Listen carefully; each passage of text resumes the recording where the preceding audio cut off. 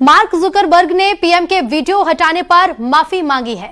Meta के को founder mark Zuckerberg ने माफी मांगी है और संसदीय समिति ने जुकरबर्ग से माफी की मांग की थी और CSAM और डीप फेक कंटेंट पर जुकरबर्ग ने माफी मांगी है।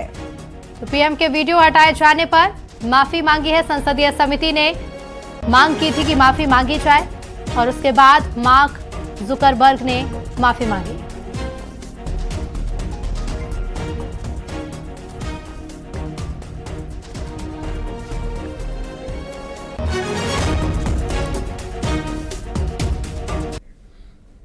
मध्य प्रदेश कांग्रेस संगठन में बड़े बदलाव की तैयारियां शुरू हो गई हैं।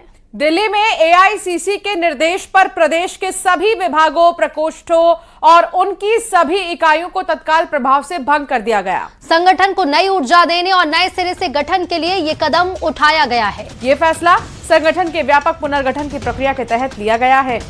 प्रदेश कांग्रेस प्रभारी हरीश चौधरी द्वारा जारी आदेश के मुताबिक अब नए सिरे से संगठन का गठन किया जाएगा और पार्टी का ये कहना है कि पुनर्गठन का उद्देश्य संगठन को अधिक प्रभावी, सक्रिय और मजबूत बनाना है। अब कांग्रेस संगठन में नए चेहरों को जिम्मेदारी मिलने की संभावना है। माना यह जा रहा है कि जिला, ब्लॉक और प्रदेश स्तर पर नई टीम बनाकर संगठन को आगामी चुनाव के लिए तैयार किया जाएगा। आने वाले दिनों में नई नियुक्तियों और नई टीम का ऐलान किया जा सकता है। उधर बीजेपी ने पलटवार किया और कहा कि कांग्रेस में गुटबाजी चल रही है। कांग्रेस को अपने नेताओं और कार्यकर्ताओं पर भरोसा नहीं है।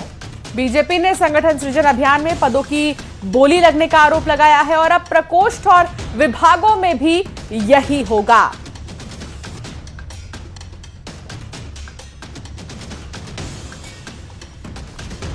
तो अब इसकी तैयारी चल रही है। हमारे जो प्रदेश प्रभारी हैं हरीश चौधरी जी, उनका जो निर्देश है कि समस्त प्रकोष्ठ और समस्त विभाग उनका पुनर्गठन किया जाएगा।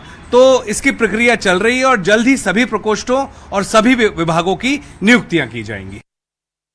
मध्य प्रदेश कांग्रेस पार्टी में सभी विभागों, प्रकोष्ठों को तत्काल प्रभाव से भंग करना ये प्रमाणित करता है कि कांग्रेस पार्टी अपने ही संगठन पर विश्वास खो चुकी है। साथ ही कांग्रेस पार्टी में गुटबाजी इसको प्रमाणित करती है। कांग्रेस में जिस तरह से पूर्व में संगठन सृजन के नाम पे कार्यकर्ताओं से धोखा हुआ, धन बल, बाहुबल, गुटबाजी, यहाँ तक कि बड़ी बड़ी गाड़ियां और पैसे दे के पद बांटे गए, उसी तरह से अब विभाग प्रकोष्ठों में भी बोलियां लगाई जाएंगी। बोलियां लगाकर नए लोगों को नियुक्तियां दी जाएंगी और कांग्रेस के समर्पित कार्यकर्ताओं को किनारे लगाया जाएगा। दतिया उपचुनाव में बीजेपी की हार के बाद भीतरघात पर सवाल उठ रहे हैं। आशुतोष तिवारी ने भी भीतरघात के आरोप लगाए थे। कल सीएम हाउस में बीजेपी की बैठक हुई, जिसके बाद दतिया जिला कार्यकारिणी को भंग कर दिया गया है। अब कांग्रेस भी बीजेपी पर हमलावर है। कांग्रेस की जीत के बाद वरिष्ठ नेता अवधेश नायक ने सोशल मीडिया पर एक पोस्ट शेयर कर बिना नाम लिए पूर्व गृह मंत्री नरोत्तम मिश्रा पर जमकर निशाना साधा। और उधर उपचुनाव के बाद फैली नाराजगी की खबरों पर खुद डॉक्टर नरोत्तम मिश्रा ने सामने आकर बयान दिया है। नरोत्तम मिश्रा ने कहा कि सोशल मीडिया पर चल रही खबरें पूरी तरह भ्रामक है। नरोत्तम मिश्रा ने बीजेपी प्रत्याशी आशुतोष तिवारी को अपना अनुज बताया। तो कांग्रेस का आरोप है कि छोटे लोगों को साइड लाइन करना, पद से हटा देना फॉर्मेलिटी है। उधर बीजेपी ने कांग्रेस के आरोपों पर पलटवार किया है।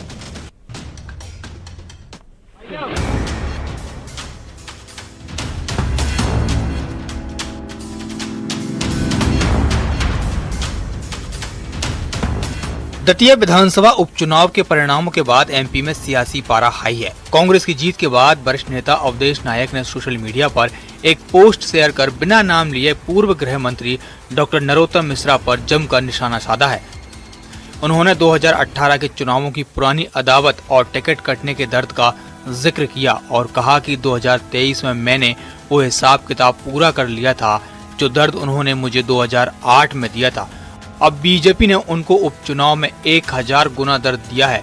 मैंने 2018 में बिल्कुल विरोध नहीं किया था।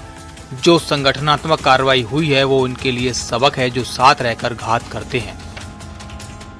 ये पूरी की पूरी कार्यकारिणी जिसमें दतिया विधानसभा के जितने भी पदाधिकारी हैं वो सब केवल और केवल पूर्व मंत्री डॉक्टर नरोत्तम मिश्रा के ही अपने लोग हैं। तो इसलिए ध्यान में आया कि जयचंद की परिभाषा स्पष्ट करके आप सबको बताई जाए। वहीं दूसरी ओर उपचुनाव के बाद फैली नाराजगी की खबरों पर खुद डॉक्टर नरोत्तम मिश्रा ने सामने आकर बयान दिया है।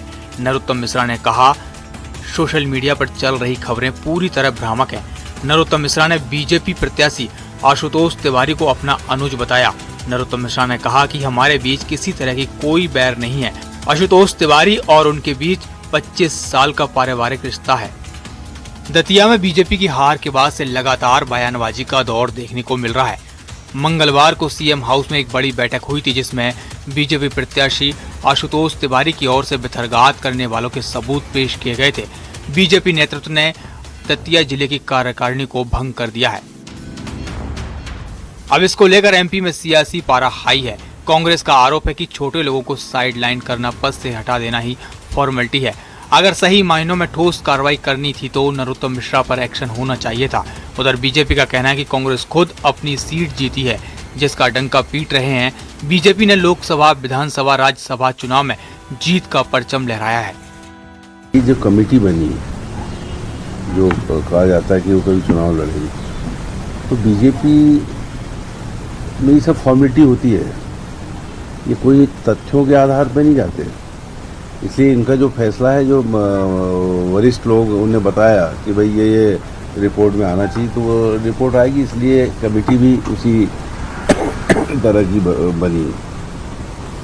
और सही मायने में कोई ठोस निर्णय लेना होता तो नरोत्तम मिश्रा जी के ऊपर जो चार्ज लग रहे हैं, उसके हिसाब से तो उन पर कोई एक्शन नहीं हुआ। उनका गाड़ी घोड़े सब वैसे ही चल रहे हैं। ये आलोचना करने के लिए अब इनको कमलनाथ जी याद आ रहे हैं। दतिया चुनाव में आपने कमलनाथ जी को एक बार भी देखा वहाँ पे? नहीं। ये कांग्रेस का दुर्भाग्य है कि इनको आलोचना करने के लिए सही मुद्दे भी नहीं ढूंढ के ला पाते। अब दतिया चुनाव में ठीक है, कांग्रेस जीती है, परंतु टोटल वोटिंग 8% कम थी। 1700 वोट भारतीय जनता पार्टी को पिछली बार, पिछले चुनाव से ज़्यादा मिले हैं, और कांग्रेस का जो वोट मार्जिन है वो थोड़ा श्रिंक हुआ है। ये तो इनकी खुद की सीट है जिसको इन्होंने जीता है और उसका डंका पीट रहे हैं। फिलहाल दतिया में उपचुनाव में हार के बाद बीजेपी में भितरघात का सवाल उठ रहा है। कांग्रेस पर कलह और भितरघात जैसे आरोप लगाने वाली बीजेपी आज खुद भितरघात का शिकार कैसे हो गई? Bureau report, news 18।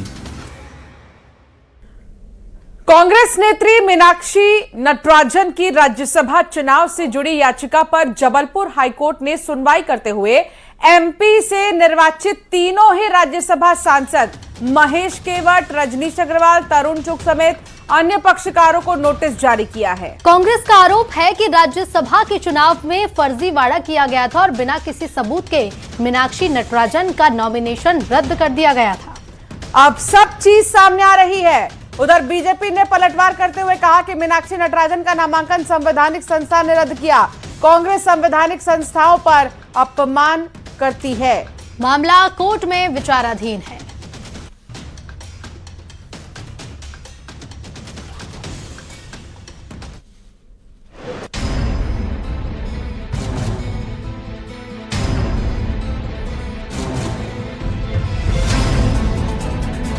कांग्रेस नेत्री मीनाक्षी नटराजन की राज्यसभा चुनाव से जुड़ी याचिका पर जबलपुर हाई कोर्ट ने सुनवाई करते हुए मध्य प्रदेश से निर्वाचित तीनों राज्यसभा सांसद महेश केवट, रजनीश अग्रवाल, तरुण चुग समेत अन्य पक्षकारों को नोटिस जारी किया है।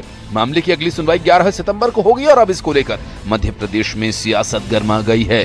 कांग्रेस का आरोप ये है कि राज्यसभा के चुनाव में फर्जीवाड़ा किया गया था। बिना किसी सबूत के मीनाक्षी नटराजन का नॉमिनेशन कैंसिल कर दिया गया। अब सब बातें सामने आ रही हैं।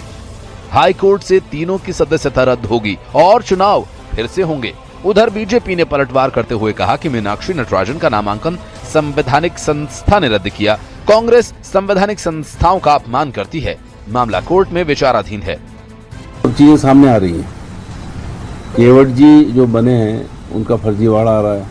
4 एकड़ जमीन जो सरकारी उसको उन्होंने अपना बताया, और ये मान के चलिए कि ये हाई कोर्ट में इसका निर्णय पूरा हमको विश्वास है सुप्रीम कोर्ट के निर्णयों पे कि ये तीनों रद्द होंगे और ये चुनाव फिर से होंगे और मीनाक्षी नटराजन जी राज्यसभा में जाएंगी। इस सब की परिणति आखिरी में यही होने वाली है। देखिए, कांग्रेस के जितने ये बयान है बिल्कुल बेबुनियाद है, दुर्भाग्यपूर्ण है। मीनाक्षी जी का जो नामांकन था किसने रद्द किया? संवैधानिक संस्था, इलेक्शन कमीशन आदर सम्मान के साथ एक संवैधानिक इंस्टीट्यूट है और कांग्रेस जब ये संवैधानिक इंस्टीट्यूट्स को अपमान करती है, ये सबसे बड़ा लोकतंत्र में अपमान कहा जाता है। अब जो मैटर सब जुडिस है तो वो चर्चा जब जुडिशरी में हो रही है तो जुडिशरी के बाहर सड़क पे क्यों कांग्रेस को ये मुद्दा उठाना चाहिए? ये भी गलत है। मीनाक्षी नटराजन ने हाईकोर्ट में लगाई अपनी याचिका में कहा कि राज्यसभा नामांकन नियमों को ताक पर रखकर निरस्त किया गया। उनका दावा है कि तेलंगाना की एक अदालत में केवल एक निजी परिवाद और औपचारिक रूप से पक्षकार थी। उनके खिलाफ न तो कोई आपराधिक मामला दर्ज था और न ही कोई आपराधिक मुकदमा ही लंबित था। सबसे बड़ी बात, कोर्ट की ओर से बीजेपी के तीनों निर्वाचित राज्यसभा सांसदों को नोटिस जारी किया गया। ऐसे में कोर्ट के अंतिम फैसले का असर तीनों सांसदों पर पड़ सकता है।